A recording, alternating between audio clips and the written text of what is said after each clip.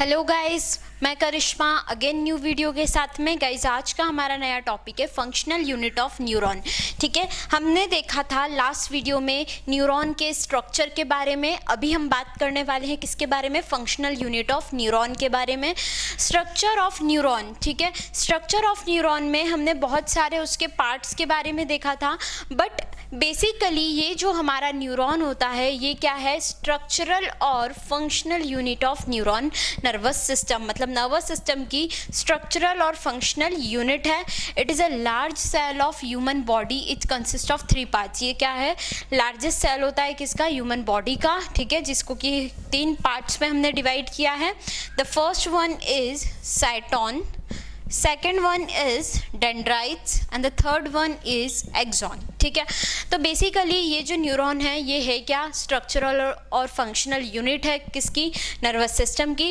और human body का सबसे लार्जेस्ट सेल है, ठीक है, जिसको 3 पार्ट में डिवाइड किया गया है। First is cyton, dendrites and axons. ठीक है, अब वन बाय वन इनको डीप के अंदर पढ़ेंगे हम।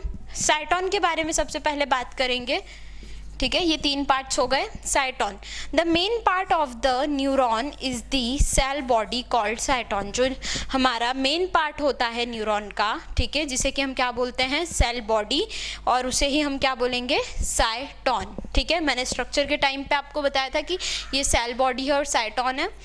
Cytoplasm is called neuroplasm. जो इस साइटोन में साइटोप्लाज्म रहता है उसे हम क्या बोलते हैं? न्यूरोप्लाज्म। ठीक है, और इस न्यूरोप्लाज्म में क्या क्या प्रेजेंट रहेगा? It also contain neurofibrils and Nissl's granules. ये आपसे बहुत ही इंपॉर्टेंट है। ये आपसे पूछा जा सकता है कि जो हमारे न्यूरोप्लाज्म है उसके कंटेंट क्या क्या है। तो उसके कंटेंट क्या है? फर्स्ट न्यूरोफिब्रिल और सेकंड वन निसल ग्रैन्यूल्स। ठीक है, तो इस तरीके से 2 ये कंटेंट होते हैं किसके? हमारे न्यूरोप्लाज्म के, जो कि कहाँ प्रेजेंट होता है? साइटोप्लाज्म में। किसके? हमारे न्यूरॉन के, सॉरी, हमारे साइटोन के। साइटोन का जो हमारा साइटोप्लाज्म होगा उसको हम बोलेंगे न्यूरोप्लाज्म। और इस न्यूरोप्लाज्म को हमने इस न्यूरोप्लाज्म में क्या प्रेजेंट होता है? न्यूरोफिब्रिल और निसल्स ग्रैन्यूल्स। ठीक है, अब हम बात करेंगे किसके बारे में? डेंड्राइट्स के बारे में, कि डेंड्राइट्स क्या होते हैं। डेंड्राइट्स जो होते हैं वो हमारे हाईली ब्रांच्ड होते हैं, स्मॉल प्रोजेक्शंस होते हैं अराइजिंग फ्रॉम द साइटोन। ठीक है, ये जो हमारे डेंड्राइट्स होते हैं, मैंने आपको बताया था फिंगर लाइक प्रोजेक्शंस जैसे स्ट्रक्चर्स थे। तो ये क्या है? ब्रांच्ड स्मॉल प्रोजेक्शंस होते हैं, ब्रांचिंग शो होती है उसमें।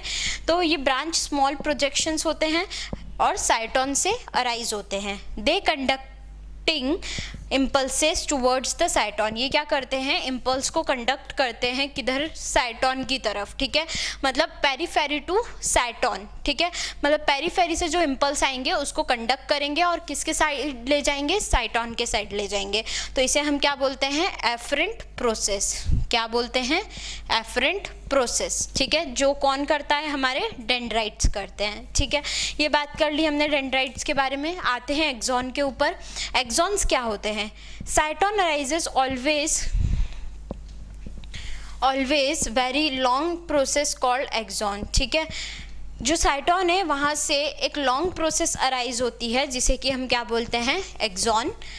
1 मीटर इन लेंथ में कितनी होती है? 1 मीटर। ठीक है, माइक्रोस्कोपिकली हम इसको देख सकते हैं।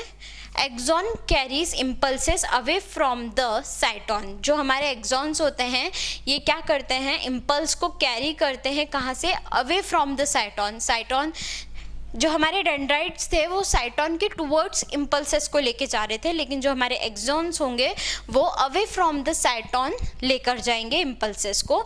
और इसी वजह से इस प्रोसेस को नाम क्या दिया है? Efferent process. ठीक है, तो हमने क्या बात करी यहाँ पे? एफरेंट प्रोसेस और इफरेंट प्रोसेस। मतलब ये कि डेंड्राइट से इम्पल्सेस साइटोन में जाना, ठीक है, वो हो गई हमारी एफरेंट प्रोसेस। और साइटोन से away from the cyton axons जो इम्पल्सेस लेके जाएंगे उसे हम क्या बोलेंगे? Efferent process. ठीक है, उसके बाद जो एक्सॉन होता है न्यूरॉन में वो कवर्ड होता है 2 शीट से, जिसको कि हम क्या बोलते हैं? Nerve fibre. क्या बोलते हैं? Nerves fibre. ठीक है, तो ये नर्व फाइबर से की एक शीट होती है उससे कवर्ड रहते हैं।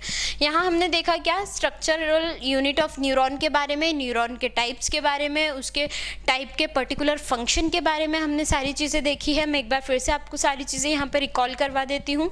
फंक्शनल यूनिट ऑफ न्यूरॉन के अंदर हम देखते हैं स्ट्रक्चर ऑफ न्यूरॉन, जो कि क्या होता है, स्ट्रक्चरल और फंक्शनल यूनिट होती है नर्वस सिस्टम की। ये सबसे लार्जेस्ट सेल होता है ह्यूमन बॉडी का। इसके अंदर 3 पार्ट्स होते हैं, cyton, dendrites and axon. Cyton जो होता है हमारा बेसिकली मेन पार्ट होता है न्यूरॉन का, सेल बॉडी का, और इसे हम और क्या बोलते हैं, साइटोन। Cytoplasm of साइटोन is called neuroplasm and इसके कंटेंट क्या है, न्यूरोफिब्रिल्स एंड नीसल्स ग्रैन्युल्स।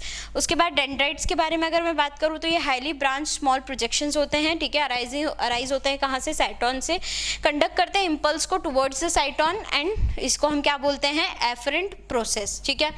उसके बाद बात करते हैं एक्सॉन की। तो एक्सॉन जो होते हैं हमारे वो कहाँ से, साइटोन अराइजेज ऑलवेज लॉन्ग प्रोसेस होती है जिसको कि हम एक्सॉन बोलते हैं, और ये अराइज होती है कहाँ से, साइटोन से, ठीक है। 1 मीटर इन लेंथ होती है, माइक्रोस्कोपिकली हम इसको देख सकते हैं। एक्सॉन कैरी करते हैं इम्पल्सेस को, ठीक है, away from the साइटोन, hence called the efferent process. और ये एक्सॉन जो है ये कवर्ड होते हैं 1 और 2 शीट से, जिसे कि हम क्या बोलते हैं, नर्व फाइबर, ठीक है। तो इस तरीके से हमने पूरा न्यूरॉन का स्ट्रक्चर और न्यूरॉन के पार्ट्स के बारे में, उनके फंक्शन के बारे में सब कुछ यहाँ पे कवर कर चुके हैं। नेक्स्ट जो हम स्टार्ट करेंगे वो करेंगे क्लासिफिकेशन ऑफ न्यूरॉन्स, ठीक है। नेक्स्ट वीडियो में हम स्टार्ट करने वाले हैं क्लासिफिकेशन ऑफ न्यूरॉन्स के बारे में। इस वीडियो से रिलेटेड आपको कोई भी डाउट आए प्लीज़ कमेंट कीजिए। हमने ऑनलाइन होम ट्यूशन भी स्टार्ट किया है, मोर इन्फॉर्मेशन के लिए डिस्क्रिप्शन में चेक कीजिए। Thank you so much.